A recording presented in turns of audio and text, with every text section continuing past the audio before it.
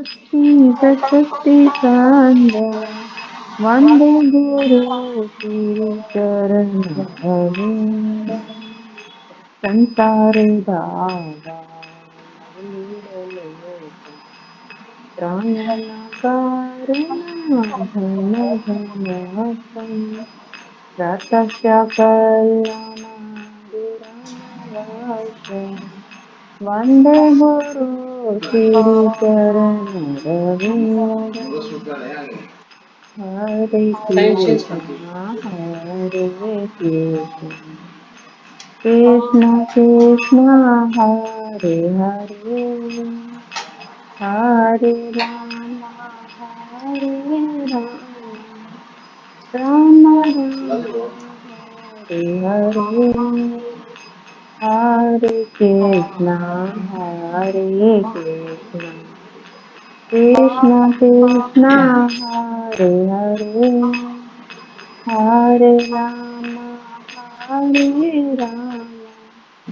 राम राम हरे हरे जय राधा कुंज हरे राधा कुंज हरे राधे जय रुक्मिणी द्वारकाधीश जय रुक्मिणी द्वारकाधीश रुक्मिणी द्वारकाधीश जय रुक्मिणी द्वारकाधीश जय जगन्नाथ बलदेवा सुभद्रा जय सुदर्शन जय पांचुकतवा पांचुकतवा जय पांचुक जय जय प्रभुपाद प्रभुपाद 9:30 खत्म कर देंगे। प्रभुपाद जय शिला प्रभुपाद जय जय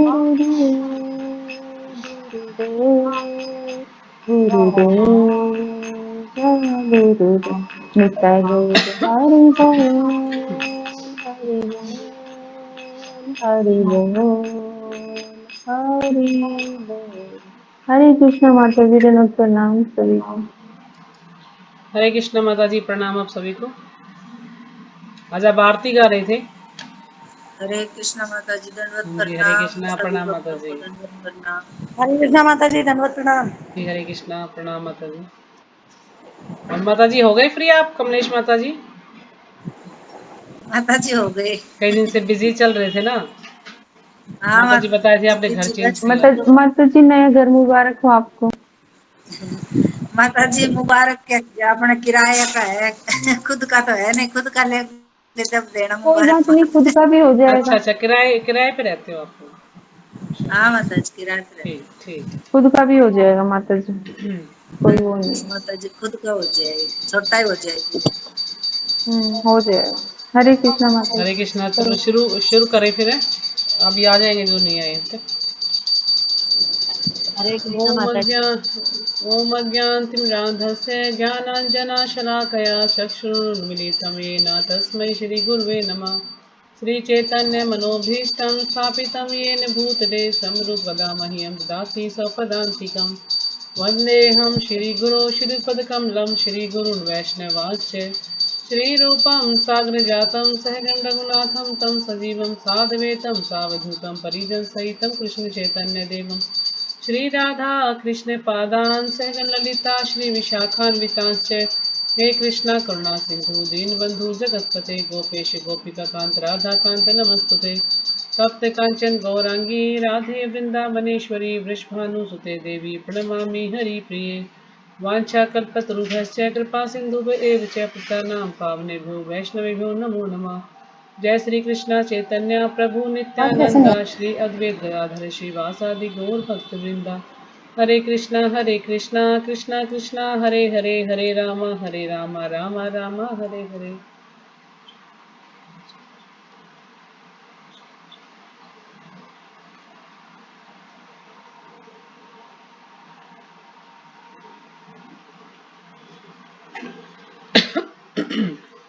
तो कल हमने किया था, कल नहीं परसों, कल छुट्टी थी। 70 और 71 दो श्लोक किए थे ना उस दिन हमने। 2 श्लोक किए थे। 72 बच रहा है माता जी, हाँ इकहत्तर जी, हो गया बस था। 72 बचा हुआ है। एक ही बच रहा है इस अध्याय का। तो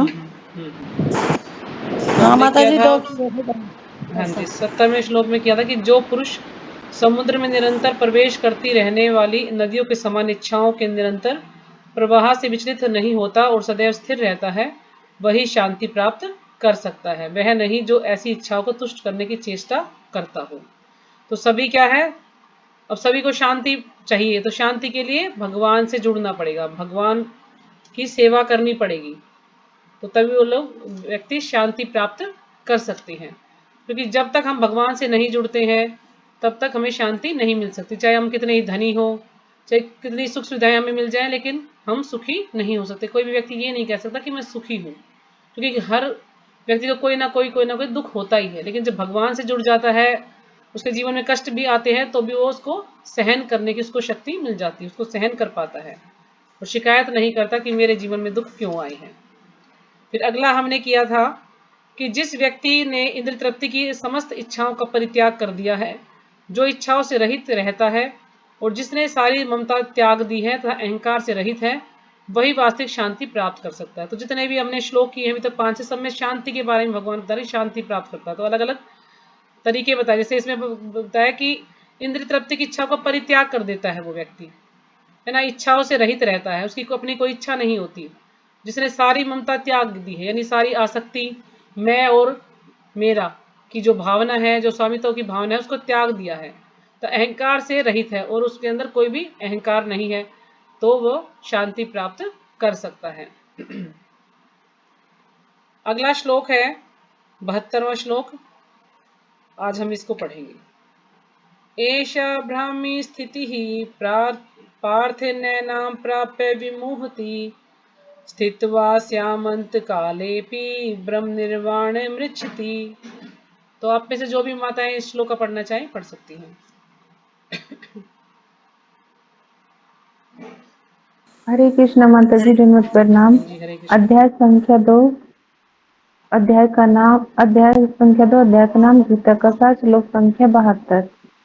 एषा ब्राह्मणी स्थिति पार्थ नैनां पर्याप्त विमुहति, स्थित्वा श्यामांत काले अपि ब्राह्मण निर्वाणम मृच्छति। हरे कृष्ण माता जी, धन्यवाद प्रणाम। हाँ जी, हरे कृष्ण। हरे कृष्ण माता जी, दंडवत प्रणाम। प्रणाम। श्रीमद् भगवत गीता अध्याय 2 श्लोक संख्या 72।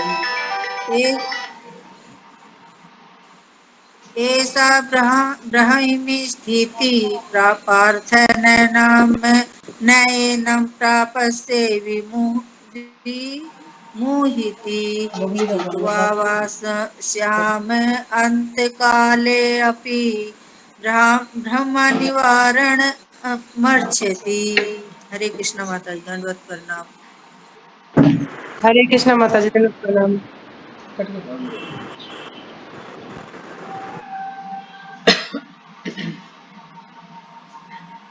हरे कृष्ण माता जी। हाँ जी, हरे कृष्ण पढ़िए। श्लोक 72। येषां ब्राह्मे स्थितिः पार्थ नैनां प्राप्य विमुह्यति, स्थित्वा श्यामान्तकाले अपि ब्रह्मनिर्वाणं मृच्छति। हरे कृष्ण माता जी। हाँ जी, हरे कृष्ण। और कोई हो गया सबका या किसी को पढ़ना है? प्रणाम। हाँ जी, प्रणाम माता जी, पढ़िए। माता जी, मेरे पास आज चश्मा नहीं मिल रहा। ऐसा ब्रह्मी स्थिति पार्थ है नैनां प्रयाय विमुहति,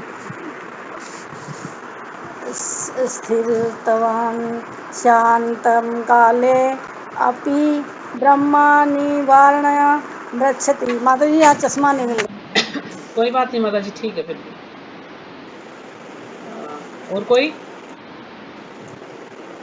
हरे करे कृष्ण शुरू। माता हाँ जी, जी। हरे कृष्णा पढ़िए। एषा ब्राह्मी स्थिता पार्थ नैनं प्राप्य विमुह्यति, स्थित्वा साम्यन्तकाले अपि ब्रह्मनिवारणं मृच्छति। हरे कृष्ण। हाँ जी, हरे कृष्ण।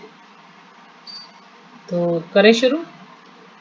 एषा ब्राह्मी स्थितिः पार्थ नैनां प्राप्य विमुहति स्थित्वा स्यामन्तकाले अपि ब्रह्म निर्वाणे मृच्छति। तो शब्दार्थ, एषा यह ब्राह्मी आध्यात्मिक स्थिति पार्थ हे प्रथापुत्र, न कभी नहीं, एनाम इसको प्राप्य प्राप्त करके विमुहति मोहित होता है, स्थित्वा स्थित होकर, अस्याम इसमें, अंतकाले जीवन के अंतिम समय में, अपि भी ब्रह्म निर्वाणम भगवत धाम को रिचति प्राप्त होता है। अनुवाद, यह आध्यात्मिक तथा ईश्वरीय पथ जीवन का पथ है जिसे प्राप्त करके मनुष्य मोहित नहीं होता। यदि कोई जीवन के अंतिम समय में भी इस तरह स्थित हो तो वह भगवत धाम में प्रवेश कर सकता है। तो यहाँ पर बता रहे हैं भगवान कि यह आध्यात्मिक तथा ईश्वरीय जीवन का पथ है, जो इतने हमें बता रहे हैं बार बार कि इंद्रियों का परित्याग कर दें, ममता का त्याग कर दें, इच्छाओं का त्याग कर दें। कोई भी इच्छा करे तो भगवान के लिए, भगवान की इच्छा को पूरा करने के लिए करें हम। तो ये सब क्या है? ये जीवन का पथ है जिसे प्राप्त करके मनुष्य मोहित नहीं होता। जब हम भगवान की सेवा में लग जाते हैं तो जब हमें ये मार्ग मिल जाता है तो हम इससे मोहित नहीं होते। यदि कोई जीवन के अंतिम समय में इस तरह स्थित हो, यदि कोई अंतिम समय में भी हो सकता है कि शुरुआत में वो भक्ति में ना लगा हो, आखिर में काफी एज होने के बाद, या उसको कुछ बीमार भी हो सकता है वो, तो अंतिम समय में वो भगवान की भक्ति में लगा हो तो भी वह भगवत धाम में प्रवेश कर सकता है। यदि वो अंत समय में भी उसकी भक्ति करता है भगवान की, तो भी वो भगवत धाम में प्रवेश कर सकता है। तो तात्पर्य श्रीपाद जी के द्वारा, श्रीपाद जी की जय। मनुष्य कृष्ण भावनामृत या दिव्य शरीर को एक क्षण में प्राप्त कर सकता है, और हो सकता है कि उसे लाखों जन्मों के बाद ही प्राप्त न हो। तो यहाँ पर बता रहे हैं, प्रभुपाद जी समझा रहे हैं कि मनुष्य कृष्ण भावनामृत या दिव्य जीवन को एक क्षण में प्राप्त कर सकता है, कि वो एक क्षण में प्राप्त कर सकता है उसको, और हो सकता है उसको कई लाखों करोड़ों जन्म भी लग जाए तभी वो प्राप्त ना कर पाए। यह तो सत्य को समझने और स्वीकार करने की बात है। ऐसा व्यक्ति कौन है? जो ये सत्य को समझ पाता है और उसे स्वीकार करता है, यानी कि भगवान है उनको, और भगवान से क्या संबंध है इस चीज को जानता है और भगवान की सेवा करता है। यदि उसको ज्ञान हो जाता है तो वो एक क्षण में भी इस स्थिति को प्राप्त कर पाता है ना, भगवत धाम जा सकता है। और कुछ लोग ऐसे हैं कि इतने सालों से भक्ति में लगे हुए हैं लेकिन फिर भी भगवान को अच्छी तरह से नहीं जान पाते, तो वो भगवत धाम नहीं जा पाते। तो ब्रज यही कह रहे कि एक क्षण में भी प्राप्त कर सकता है स्थिति को वो, और उसको लाखों जन्म भी लग सकते हैं। तो यहाँ पर जैसे चैतन्य महाप्रभु का श्लोक है, जीवेर स्वरूप होए कृष्णेर नित्य दास, कि सभी क्या है? जीवेर स्वरूप, सबका जीव जो भी स्वरूप क्या है? कृष्ण के नित्य दास है। आत्मा का धर्म क्या है? भगवान की सेवा करना।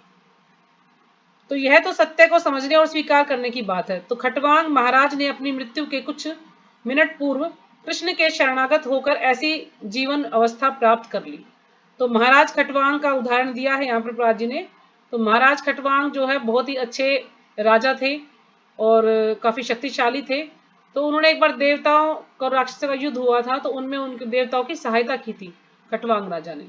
तो जब देवताओं की विजय हुई तो उन्होंने उनसे पूछा कि आपकी इच्छा क्या है, कोई वरदान मांग लो। तो उन्होंने कहा नहीं, मुझे कोई वरदान नहीं चाहिए। तो फिर उन्होंने पूछा कि अभी मेरी तो एक बात बताओ कि मेरी मृत्यु में अभी कितना समय है। तो उन्होंने कहा कि सिर्फ एक क्षण है आपकी मृत्यु में, कुछ ऐसा उनको बताया, 25 मिनट शायद, कुछ ऐसा बताया। तो उन्होंने कहा कि अभी 10-15 मिनट तो आपके ऐसे बात करने में चले गए हैं, तो 10 मिनट बचे हैं। तो वो कहते ठीक है, 10 मिनट वो फौरन वहां से आते हैं अपने राज्य में और भगवान का ध्यान करके भगवान का नाम लेने के लिए बैठ जाते, क्योंकि उनकी मृत्यु आने वाली थी। तो यानी ऐसी स्थिति यदि हमारी हो, जैसे कि खटवांग राजा ने की, कि उन्हें पता लगा कि उनकी मृत्यु आने वाली है और वो एकदम से वो बैठ जाते हैं और भगवान का ध्यान करते हैं कि मेरी मृत्यु होने वाली, मैं भगवान के धाम चला जाऊंगा। जैसे कि परीक्षित महाराज को भी 1 सप्ताह पहले ही पता लग गया था कि उनकी मृत्यु होने वाली है, और खटवांग महाराज को भी एक क्षण पहले पता लग गया था कि उनकी मृत्यु होने वाली है, तो भगवान का ध्यान किया उन्होंने। लेकिन हम जैसों को तो पता ही नहीं हमारी मृत्यु कब आ जाएगी। हमें थोड़ी ना पता चल जाएगा कि 1 हफ्ते बाद आएगी, या 1 दिन में आएगी, 1 क्षण में आएगी। हमें कुछ नहीं पता हमारी मृत्यु कब आएगी।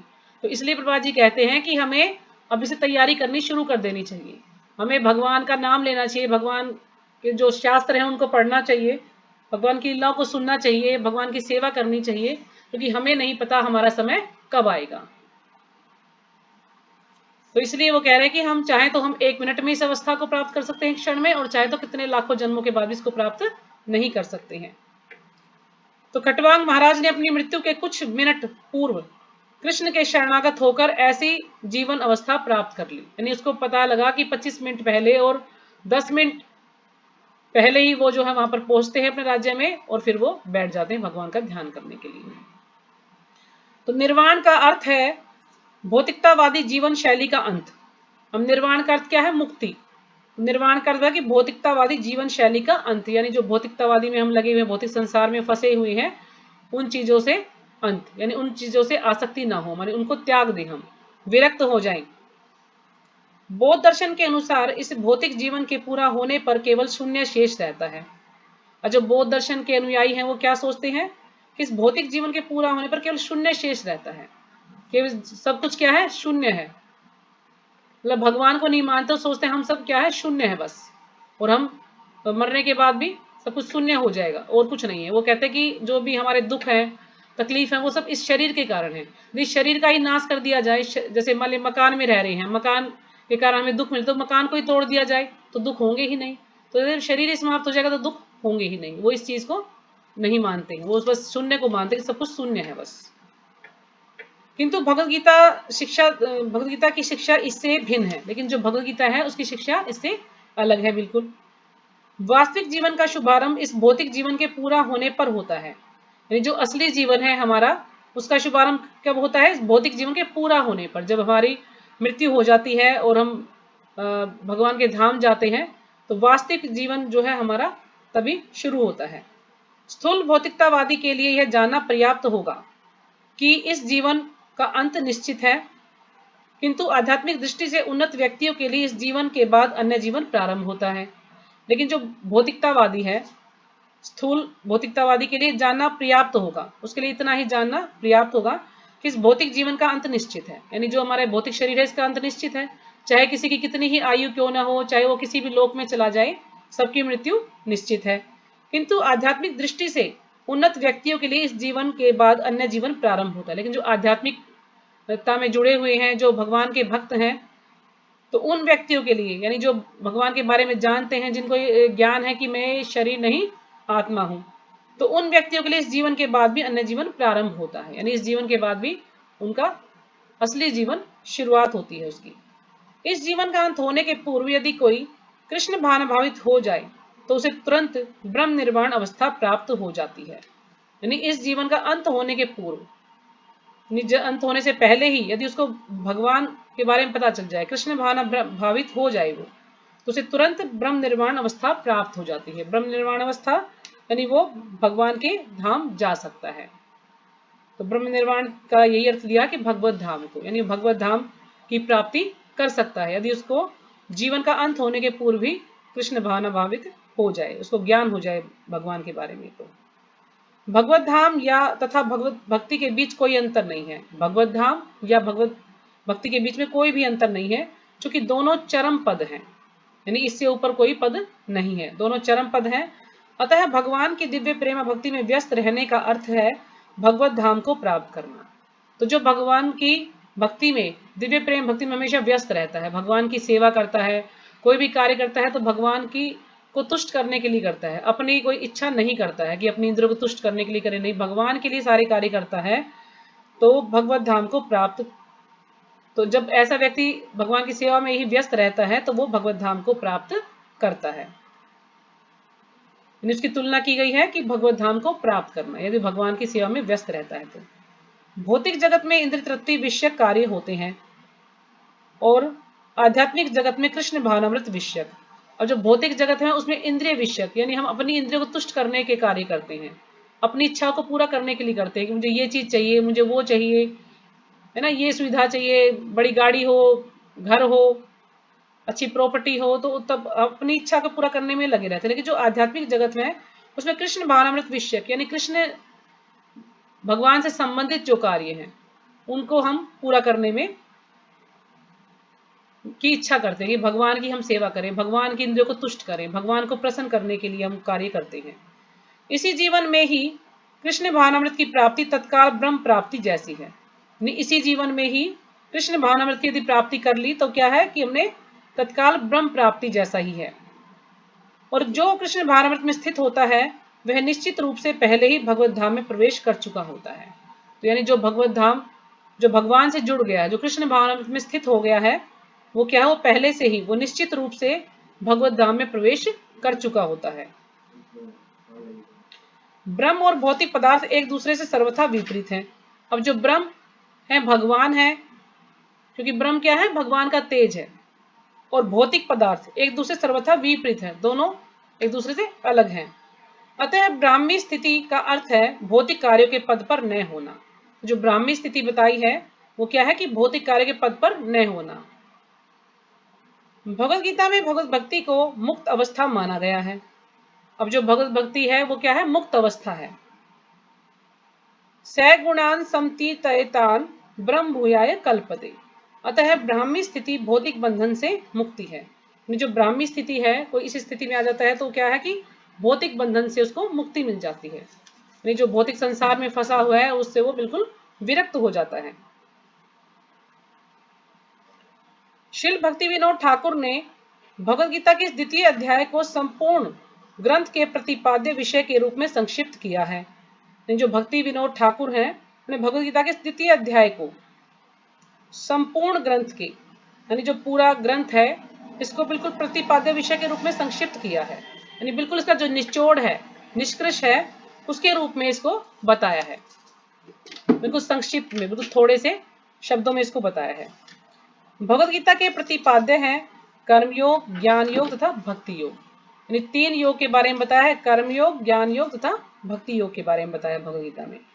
इस द्वितीय अध्याय में कर्म योग तथा ज्ञान योग की स्पष्ट व्याख्या हुई है एवं भक्ति योग की भी झांकी दे दी गई है। यानी जो द्वितीय अध्याय उसमें कर्म योग की और ज्ञान योग की स्पष्ट रूप से व्याख्या की गई है, लेकिन जो भक्ति योग है उसकी भी थोड़ी झांकी दे दी गई, यानी थोड़ा सा उसके बारे में भी भगवान ने इसमें बताया है। भक्ति योग के बारे में ज्यादातर इसमें कर्म योग के बारे में और ज्ञान योग के बारे में बताया है, लेकिन कुछ श्लोक है जैसे लास्ट के, तो थोड़ा सा उन्होंने भक्ति योग का भी इसमें थोड़ा सा बता दिया है, मतलब झांकी दी गई है, थोड़ा सा उसको दिखा दिया कि हाँ भक्ति योग भी है।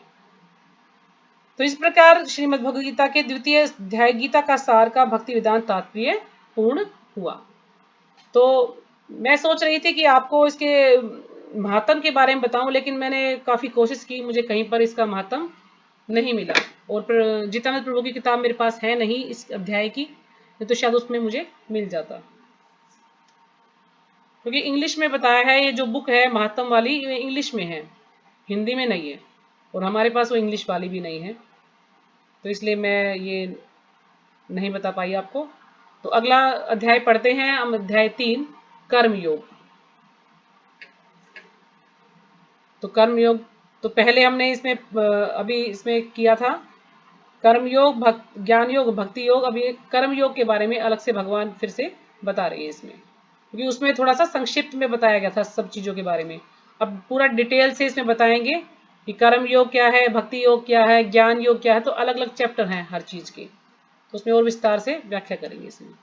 तो अर्जुन उवाच ज्यायसि चेत कर्मणस्ते मतः बुद्धिर्जनार्दनः तत्किं कर्मणि घोरे माम नियोजयसि केशवः। तो जो भी श्लोका पढ़ना चाहे पढ़ सकता है।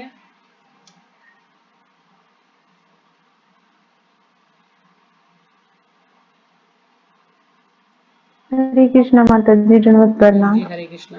अध्याय संख्या 3 कर्मयोग, श्लोक संख्या 1। अर्जुन वाच जयसि चेत कर्मणस्ते मता बुद्धि जनार्दन तत्किं कर्माणि घोरे माम नियोजयसि केशव। हरे कृष्णा माता जी, दंडवत प्रणाम। हरे कृष्ण माता जी, दंडवत प्रणाम। जी हरे कृष्णा। जयसि चेत् कर्मणस्ते मता बुद्धिर्जनार्दन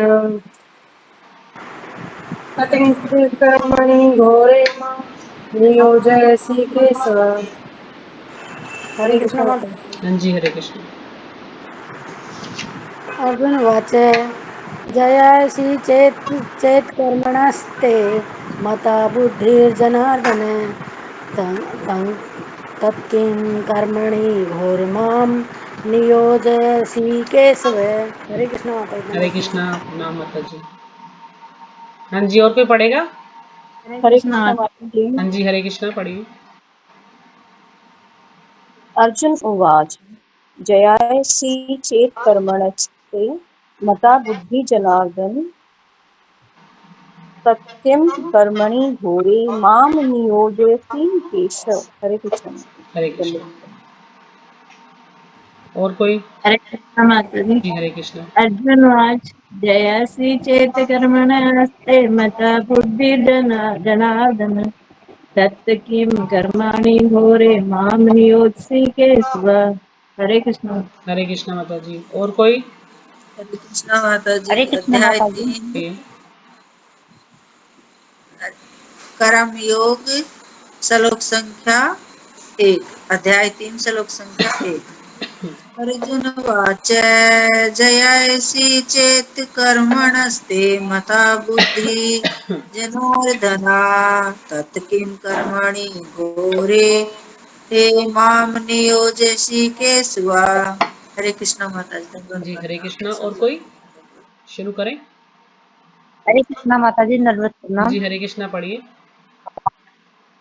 अर्जुन उवाच जयासि चेत कर्मणस्ते मता बुद्धिर्जनार्दनम् तस्मै कर्माणि घोरे मा नियोजयसि केशव। हरे कृष्ण माता हरे जी। कृष्ण माता जी।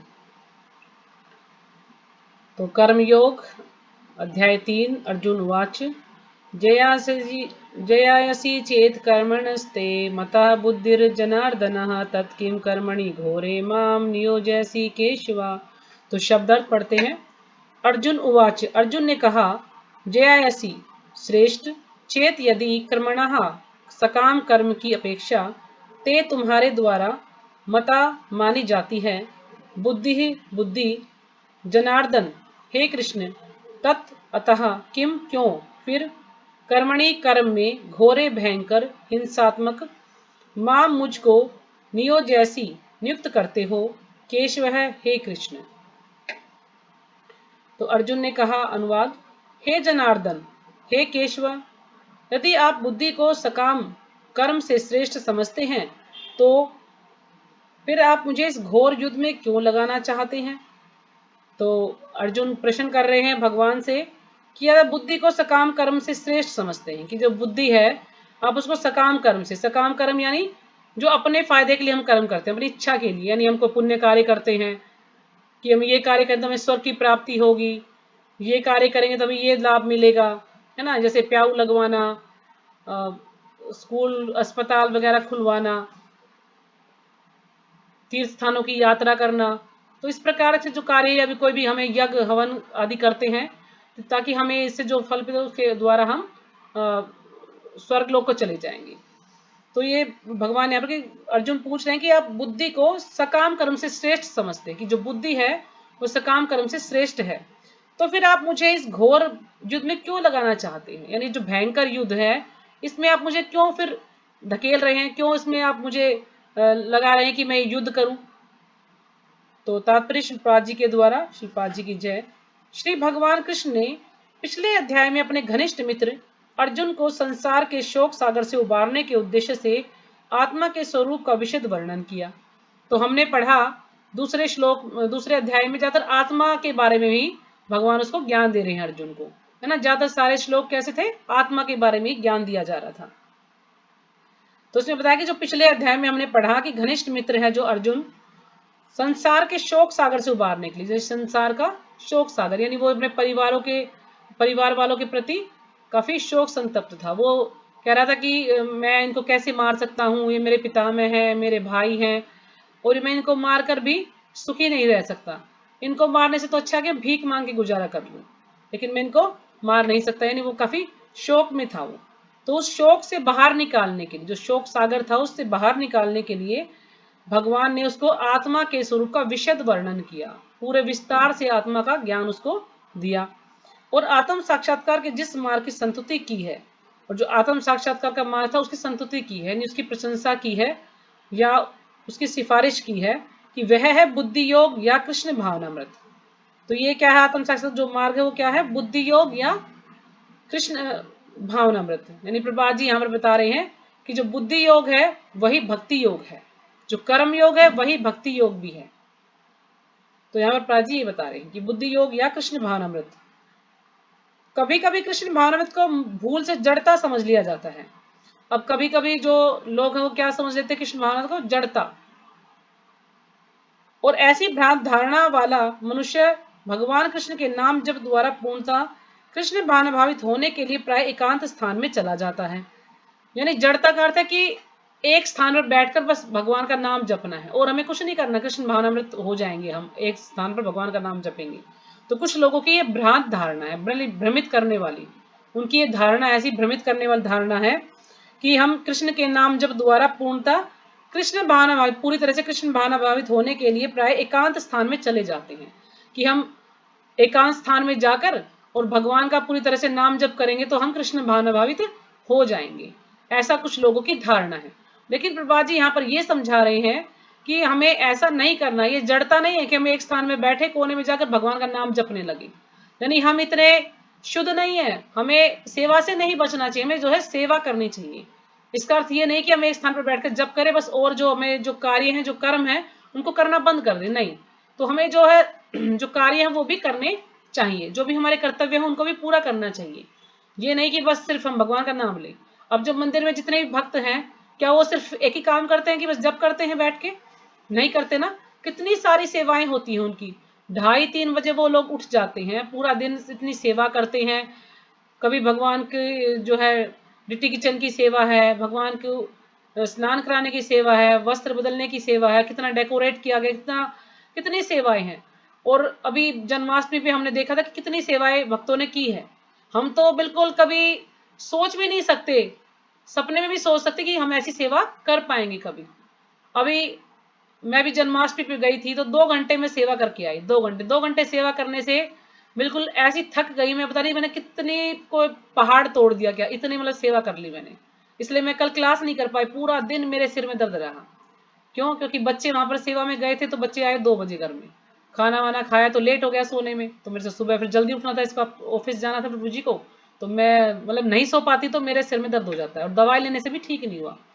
और मैं सोचती हूँ कि उन लोगों की कितनी सेवा करते हैं वो, जैसे हरि माधव, जय हरि माधव प्रभु थे, उनकी पूरी टीम थी, तो कितनी सेवा की उन्होंने। सुबह गए थे वो लोग यहाँ से 9-10 बजे करीब, और रात को 2 बजे वो घर पे आए हैं। और लगातार मैं उनको देख रही थी कि 1 मिनट भी बैठने का टाइम नहीं था उनके पास। इतनी भागम भाग, इतनी सेवा, इतना सामान उठा और के लाना, जय इधर से माधव उधर प्रभु जी करना, तो निर्जला भी करते हैं बहुत। मतलब इतनी सेवा। निर्जला व्रत किया था प्रभु जी, निर्जला एकादशी, मतलब कोई भी व्रत करते हैं इसको तो सारे निर्जला करते हैं, पानी तक भी कुछ भी नहीं लेते हैं वो। मतलब निर्जला करने के बाद भी इतना सेवा करना, हमें तो कभी जन्म लगेंगे उन जैसा बनने के लिए। तो कितनी सेवाएं करते हैं। तो बाबा जी ये समझा रहे हैं कि ये नहीं कि बस मंदिर में आए, भाई मैं जो है मुझे दीक्षा चाहिए, मैंने भगवान का नाम लेना, बस एक जगह में बैठ के भगवान का नाम लेना, ऐसा नहीं हो सकता। जैसे एक राधे श्याम प्रभु हैं, तो उनके सामने भी एक भक्त आए थे, तो उन्होंने कहा कि मैं जो है भगवान का नाम लेना चाहता हूँ और मेरे अंदर बहुत गुण है। तो प्रभु जी ने पूछा कि तुम्हारे अंदर क्या गुण है? कहने लगा मेरे अंदर ये गुण है कि जब मेरी पत्नी मरी थी तो मैं बिल्कुल नहीं रोया था, मुझे कोई दुख नहीं हुआ। तो राधे श्याम प्रभु ने कहा कि तुम यहाँ से जा सकते हो, ऐसे लोगों की यहाँ कोई आवश्यकता नहीं है। जब जिस पत्नी ने तुम्हारी इतनी सेवा की, हमेशा तुम्हारा इतना ध्यान रखा, उस पत्नी के लिए क्या तुम 2 आंसू भी नहीं बहा सकते? और कह रहा कि मुझे दुख नहीं हुआ। तुम्हारे अंदर भावना है ही नहीं। जब तुम्हारे अंदर भावना ही नहीं है तो भगवान को क्या दोगे तुम? तो तुम जा सकते हो यहाँ से। तो यानी ऐसे ऐसे लोग आते हैं, उनको कहते हैं सहजीय लोग। ऐसे ऐसे लोग आते हैं कि हाँ बस मेरे को भगवान के बारे में पता लग गया, भगवान का नाम लूंगा, बस कुछ नहीं करूंगा, मुझे ज्ञान हो गया कि मुझे भगवान का नाम लेना है। तो ऐसे लोगों की आवश्यकता नहीं है, कि उनको भगवान का नाम लेना है, साथ साथ उनको सेवाएं भी करनी है भगवान की। ये नहीं कि बस वो भगवान का नाम ही जपेंगे, क्योंकि सेवा प्रचार को ज्यादा महत्व दिया गया है कि हमें प्रचार भी करना है, भगवान का नाम भी लेना है, भगवान की सेवा भी करनी, जो भी सारे कार्य हमें करने पड़ेंगे। ये नहीं कि हम एकांत स्थान में जाके बस नाम जप करेंगे, और उसमें भी हम अच्छे से नहीं कर पाते, हमारा ध्यान ही लगेगा, ध्यान तो हमारा इधर उधर भटकता रहता है और हम सोच रहे हैं कि हम जप कर रहे हैं। तो किंतु कृष्ण भावनामृत दर्शन में प्रशिक्षित हुए बिना एकांत स्थान में कृष्ण नाम जप करना ठीक नहीं। तो प्रभुपाद जी कह रहे हैं कि कृष्ण भावनामृत दर्शन में प्रशिक्षित हुए बिना, यानी जो कृष्ण भावनामृत का दर्शन है, सबके अलग अलग दर्शन होते हैं, कोई किसी चीज को मानता है, कोई किसी चीज को मानता है, भगवान किसी रूप को मानता है, तो सबके अलग अलग दर्शन होते हैं। तो चलिए जो कृष्ण भावनामृत है वो एक दर्शन है, तो उसको प्रशिक्षित हुए बिना यानी उसकी शिक्षा लिए बिना हम अच्छे से कृष्ण नाम जप नहीं कर सकते। जब तक हमें शिक्षा नहीं मिलेगी तो हम कैसे नाम जप करेंगे, हमें पता ही नहीं चलेगा हम कैसे नाम जप करना है। यदि हम कोई भी कार्य करते हैं तो हम सबके लिए शिक्षा लेते हैं ना, बच्चे स्कूल जाते हैं तो शिक्षा लेने के लिए जाते हैं, तभी वो सीख पाते हैं। यानी मान लीजिए किसी को कुकिंग सीखनी है, किसी को करताल सीखनी है, किसी को मृदंग सीखना, तो सबके लिए प्रशिक्षण आवश्यक है, सबको शिक्षा लेनी पड़ती तभी हम सीख पाते हैं। तो इसलिए जो कृष्ण भावनामृत दर्शन है उसके लिए भी हमें प्रशिक्षित होना पड़ेगा, पहले शिक्षा लेनी पड़ेगी तभी हम उसको अच्छे से कर पाएंगे। इससे अबोध जनता से केवल सस्ती प्रशंसा प्राप्त हो सकेगी, यानी हम ये दिखाएं कि नहीं हम तो भी भक्ति में जुड़ गए हैं, भगवान का नाम ले रहे, तो इससे क्या होगा कि जो अबोध जनता है, जिसको ज्ञान नहीं है भगवान के बारे में, है ना, वो क्या है, उसे थोड़ी सी हमें प्रशंसा मिल जाएगी, बस वो थोड़ी प्रशंसा कर देगा, अरे ये तो बहुत अच्छा है, ये तो भक्ति में जुड़ गया, भगवान का नाम ले रहा है, ये तो सुबह सुबह जो है वहां पर जाता है तो जप करता है, यानी थोड़ी सी प्रशंसा हमारी हमें कोई कर देगा तो थोड़ी प्रशंसा हमें मिल जाएगी, बाकी वो भक्ति नहीं है। अर्जुन को भी कृष्ण भावनामृत या बुद्धि योग ऐसा लगा मानव सक्रिय जीवन से संन्यास लेकर एकांत स्थान में तपस्या का अभ्यास हो। अब जो अर्जुन है, अर्जुन को भी जो बुद्धि योग है या जो कृष्ण भावनामृत है उसको भी ऐसा लगा कि सक्रिय जीवन से संन्यास लेकर, यानी जो हम सक्रिय जो सेवाएं कर रहे हैं, जो कार्य कर रहे हैं, उन सबको छोड़कर उनसे संन्यास लेकर एक स्थान में तपस्या करना या जप करना, उसका अभ्यास करना, तो ये अच्छा है, मतलब उसको भी ऐसा लगा। लेकिन दूसरे शब्दों में वह कृष्ण भावनामृत को बहाना बनाकर चातुरी पूर्वक युद्ध से जी छुड़ाना चाह रहा था। लेकिन दूसरे शब्दों में जो कृष्ण भावनामृत को बहाना बनाकर अर्जुन क्या कर रहा था, कृष्ण भावना को बहाना बनाकर चातुरी पूर्वक यानी चतुरता से वो ऐसे शब्दों का प्रयोग कर रहा था कि युद्ध से जी छुड़ाना चाह रहा था, कि उसको युद्ध ना करना पड़े, कि ठीक है अगर ये अच्छा तो मैं फिर यही कर लेता हूँ, मैं एक स्थान पर बैठकर भगवान का नाम ले लेता हूँ। तो ये वो चाहता था कि युद्ध ना करना पड़े। किंतु एक निष्ठ शिष्य होने के नाते उसने यह बात अपने गुरु के समक्ष रखी, यानी वो सोच रहा था, फिर उसने अपनी ये जो बात थी, जो प्रश्न था, भगवान के सामने रखा कि मुझे क्या करना चाहिए। तो और कृष्ण से सर्वोत्तम कार्य विधि के विषय में प्रश्न किया, और कृष्ण से प्रश्न किया कि सर्वोत्तम जो कार्य है वो आप मुझे बताइए कि मुझे क्या करना चाहिए। उत्तर में भगवान ने तृतीय अध्याय में कर्म योग अर्थात कृष्ण भावना भावित कर्म की विस्तृत व्याख्या की है। तो फिर भगवान ने जो तृतीय अध्याय हम पढ़ेंगे, इसमें जो कर्म योग यानी अर्थात कृष्ण भावना भावित जो कर्म है उसके बारे में व्याख्या की है, कि उसी के बारे में हमें किस प्रकार से कृष्ण भावना भावित कर्म करने चाहिए। क्योंकि हम वैसे कर्म करते हैं, अपनी इच्छा के लिए कर्म करते हैं, तो उससे हमें कर्म के बंधन में बंधना पड़ेगा, उनका फल भोगने के लिए हमें फिर से जन्म लेना पड़ेगा। लेकिन यदि हम कृष्ण भावना भावित कर्म करते हैं तो फिर हमारा दोबारा जन्म नहीं होगा, हमें उसके लिए दोबारा पृथ्वी पर नहीं आना पड़ेगा। तो इसी पूरे अध्याय में भगवान यही बताएंगे कि हम कृष्ण भावना भावित कर्म कैसे कर सकते हैं। तो अभी समय हो गया है, तो अगला श्लोक कल पढ़ेंगे हम, ठीक है। तो यहीं पे विराम करते हैं। अच्छा गगन माता जी, आपने भी मुझे पैसे भेजे हैं ना? हरे कृष्णा गगन माता जी। अरे हाँ हाँ जी, माता आपने जी पैसे भेजे भेजे थे। हैं ना मुझे? हाँ हाँ माता जी हाँ भेज जी दिए। ठीक है, तीन लोगों के पैसे आए हैं मेरे पास, ठीक है। और पूनम माता जी आपने शायद वहीं हाँ जमा मैंने करा दिए होंगे। जी ठीक है, तो ठीक है, अगर और भी कोई देना चाहे तो दे सकता है। 1 तारीख को हमारे यहाँ छठी मनाई जा रही है, तो जो भी मुझे आप दान देंगे मैं वहां पे जमा करा दूंगी। जय माधव हरि प्रभु को मैं दे देती हूँ पैसे उनको। तो यहीं पे विराम करते हैं। कल शायद हरे कृष्ण। क्लास नहीं होगी, कल लेक्चर है हमारा जो बुधवार को होता है, तो आज नहीं हुआ, कल होगा, तो कल क्लास नहीं होगी, ठीक है। और बाकी मैसेज डाल दूंगी। आप भी नहीं जाते हरे माता जी कृष्ण क्लास माता जी। में? पूछना माता मैं जी आप भी नहीं जाते? हरे कृष्णा, पिछले हफ्ते भी नहीं गए ना आप? पूनम माता जी नहीं। नहीं जाती ना लेक्चर में, फिर बस हमारे ग्रुप में आने से की दिक्कत है, हाँ रमा माता कोई जी नहीं जाती है, जाता। बस रमा माता जी जाती है। मैं भी वो गई तो थी ना, आती रमा नहीं है माता जी को क्लास देखा में। था मैंने, रमा माता जी तो जाती है। रमा माता जी आती कहाँ है क्लास में, बहुत कम आती है। हाँ तो वो आती नहीं ना, वो वहाँ पे चली जाती। आज वहाँ पे खड़खड़ी में प्रोग्राम है ना, तो वहीं पे गई हूँ वो आज। नहीं, वैसे भी बहुत कम आती है, कभी हाँ कभी कम, आती है। हाँ कम आती है। फिर भी एक दिन तो छुट्टी और करनी पड़ेगी हमें लेक्चर वाले दिन। वो कहते कि ऑनलाइन सुनो, फिर प्रभु जी का लेक्चर हाँ, सुनो, कल तो की क्लास कर दे छुट्टी, हाँ छुट्टी करनी माता जी, पर कल की संडे की फिर होगी। संडे को, हाँ संडे अगर को हम छठी। कल कल ना जाए तो कल ले लो, फिर संडे की कर देना, क्योंकि अभी काफी छुट्टियां हो गई इसमें। संडे की तो छुट्टी करनी ही पड़ेगी, छठी का प्रोग्राम है उस दिन तो। हाँ, और हो इसीलिए तो। सकता है मैं 30 तारीख की भी छुट्टी कर दूं। वो महाराज की तीस व्यास को पूजा क्या है ना, महाराज की माता व्यास जी पूजा है गोपाल कृष्ण अच्छा, महाराज वहां की। जाओगे आप, नेहरू प्लेस जाओगे? देखती हूँ, बोल रहे हैं घर वाले, अगर प्रोग्राम बना तो चली भी जाऊंगी, नहीं जाऊंगी तो फिर वहीं यहीं पे क्लास करूंगी फिर तो। माता जी छठी कहाँ मनेगी? दो दोपहर में छठी नेहरू यहाँ प्लेस में, नजफगढ़ में बनेगी माता जी, बड़े मंदिर। छठी नजफगढ़ में बनेगी। और व्यास पूजा नेहरू प्लेस मंदिर है, वहां पर व्यास पूजा होगी गोपाल कृष्ण महाराज की 30 तारीख को। एकादशी की होती है ना माता एकादशी, जी, हाँ अंधा 30 एकादशी की तारीख होती को। है, एकादशी वाले दिन। तो हो सकता है वहां चली जाऊं।